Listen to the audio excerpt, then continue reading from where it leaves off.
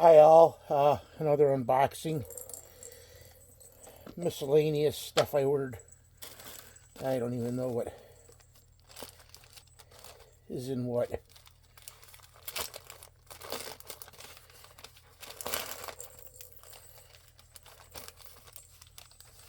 Okay, the one order that they had the hole in was missing this pin. They shipped me the pin out. So I got the Cheshire Cat pin now.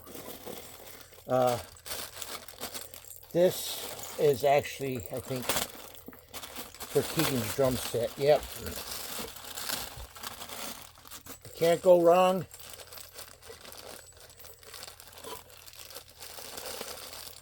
With more cowbell. Yeah, so this is for Keegan's drum set for Christmas. And behind me, I forgot to show that off. I bought a pillowcase.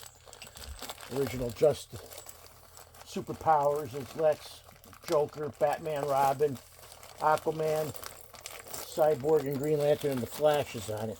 I don't know why Wonder Woman's not on it, but then you see my Rush t-shirt. I got, well, ordered this one from Temu. It has all the Rush albums.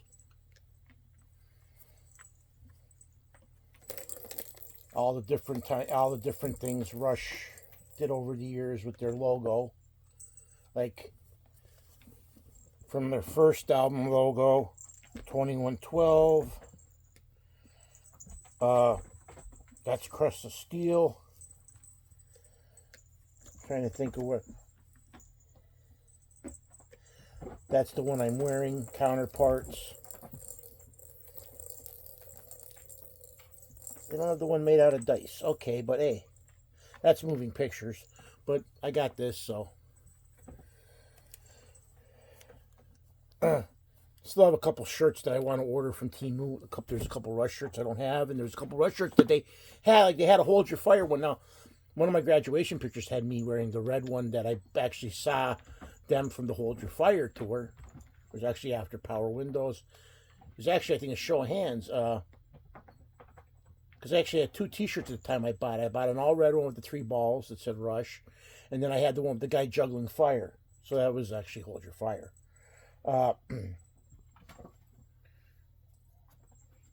Never saw them afterwards because every time I ever went to get a ticket, the day they came open to the public, they were sold out. And I'm like, and there was no way I was paying $400 for a $75 face value ticket. I just think the greed is ridiculous. And it's not on Rush's part. It's on all these buyers. And I think, Pearl Jam quit fighting it. And I can see why, because it's just pointless. There's too many ignorant people out there who can like, hooray for me, to hell with you. And I'm going to make money on you guys no matter what. And I just wish people would quit paying the ridiculous price and let these people get stuck with the money. Give it to them right up to their elbow, fist them. But it doesn't. It happens with everything. Comics, cards, toys. People buy out the crap, then they list it. And the best part about now they're listing them on Walmart. They have their shops on their thing, and they'll buy up all the stuff from Amazon. They'll put on Amazon for what, for not what they paid for it on Amazon, for what they want to get for it. I can see if it was like a couple years old and the price is already starting to get fixed as a collectible, but they're not. Just like on eBay, like a lot of the comic books I'm looking for. Oh yeah, the guy's got it, And the sad part, people believe the buy it now price is the price it's worth, and it's like, no, it's not. What anything is worth is what somebody's willing to pay for it. That's like if I drop dead tomorrow, liquidating all my stuff. My daughter and my family ain't gonna get what it's worth. They're gonna get what somebody's willing to pay for it, and which is sad because here's what most people do. They'll come over and they'll go, I'll give you this for it. And then they'll turn around and they'll sell it for more. Because that's how this freaking thing works. This is how society works anymore. It's like, yeah. Used to be back when I started collecting, if a comic was worth $12, you got $12 for it. There were guys that were like, the one guy's name was Dom. He owned a comic book store. I was banned from it because I went up with this guy I worked with, name was Jim, And Jim used to get all his books through him, and I'm like, no, I don't. I used to get my books through a guy called Al, and it was funny because this is when Legends came out, and this guy and his kid came in the store, and I'll never forget it. And he was charging him double Overstreet book price. And I said to the guy, I said, right in front of him, I said, Dom, I think you misread that. That should only be $1.50. He doubled the price on everything. And the guy asked, he goes, what? I said, I just bought this through, a store in Scranton, and I paid $1.50 for it, and that was Overstreet, book price. So Don ended up knocking down the price of both books and got what they're worth. He still made $1 a book from what he did. Because I think there were 75-cent issues originally, so I sold them for $1.50. In fact, I thought it was a couple years. And then sad thing is, I left the store, and the guy said thank you, and his kid was like all happy. And then Jim came on and said, Dom told me to tell you you're no longer welcome in his store, and if he sees you again, he's gonna call the cops. And I'm like, I walked back into the store, and I said, you know what, Dom? I said, if you can't say something to my face, you can go pound sand. And a couple years later, I walked in the store. He didn't remember me from Adam. And I was looking for, and I thought it was a thing that I managed to Jew him down. I bought my Green Lantern number 9 from him at the time, and I think I paid $12 for it. But originally, I paid $9 for it. Sorry, he wanted 12, and I Jewed him down. So it was only in like good, maybe good plus, maybe VG minus, and I haggled him. I'm like, listen, Don, I know how you work. And then he remembered me after I did this. Because I told him, I said, a couple of years ago, you tried screwing people. You doubled the book price on everything. I said, I don't mind paying for something more for an older book that'll, keep increasing in value. But I go, I won't pay double price for new issues crap. And he remembered me. But I thought it was good that I actually Jewed him down $3. I know it's not good to say Jew him down. That's an old thing. Because that's always what they used to call haggling back in the day when I was growing up. The political correctness is, I got thick skin because I grew up, I was heavy set. People called me fat. I'm like, whatever. I was losing my hair. I asked a few people out for nobody went with me to prom. I didn't even go with my prom. I ended up going to a different prom.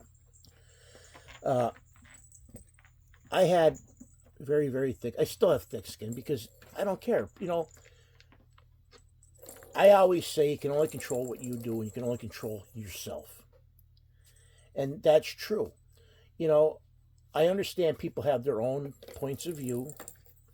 Like, I could care less who's president because no matter who runs, they're not really going to help the common person.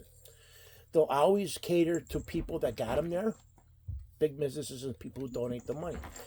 And that's why our society's the way it is, because these people, it's just like in a collectible.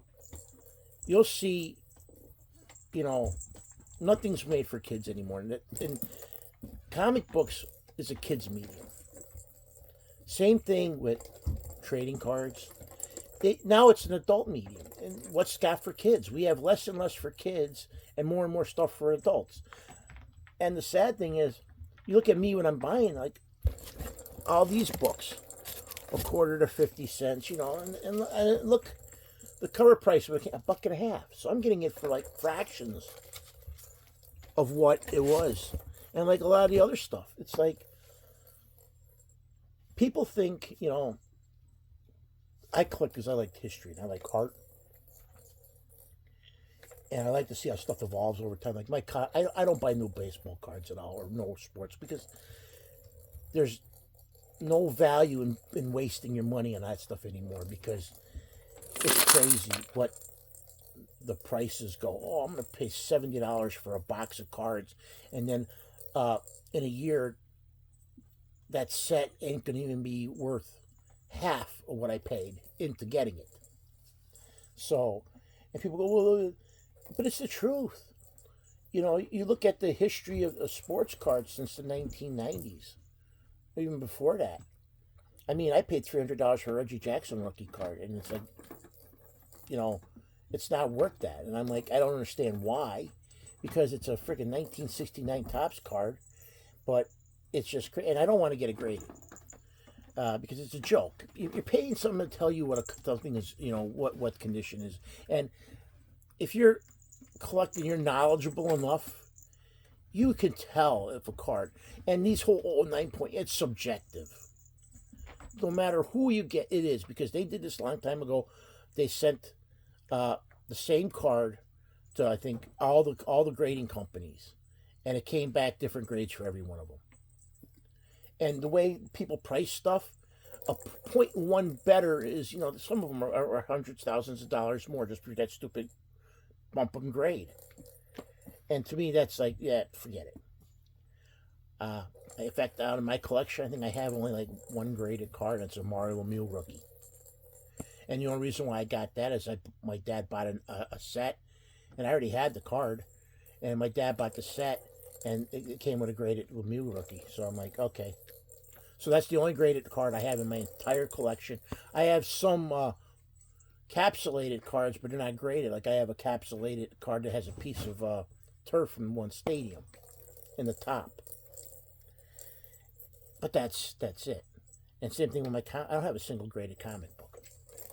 I don't think you need it. If I can show you, if I pull a book out of the stack that I got yesterday, like here, it's easily a 7.5. So it's better than fine. So I should be able to get something for it, even though I paid a quarter. Because I'm working on the whole run. These people that collect keys, I'm a completist. I've always been a completist. Like me, when I was collecting Star Wars figures back when I was a kid, I used to try to get the whole set. You can never get that now. In fact, I quit after Return of the Jedi. I was like done. I was also 14, 15 years old. And I got other stuff I got into collecting. That's why I started collecting comics and stuff. I should have kept collecting the Star Wars and bought the other waves, but I didn't. I got back into Star Wars when they did the reissues, and I ended up getting all the green and red back Star Wars figures, and I got all the Episode 1 figures, which they're worthless pretty much. I'll never forget when we went, and I got suckered by a kid who was paying for his father. Oh, the dumbass guy gave me the limited figure. And I'm like, after that, I was like, that's what I get for being a nice guy. Get called a dumbass by a 7-year-old kid. So, yeah, that was it. But that's it for this edition. And as always, I'd like to thank you all for viewing and subscribing.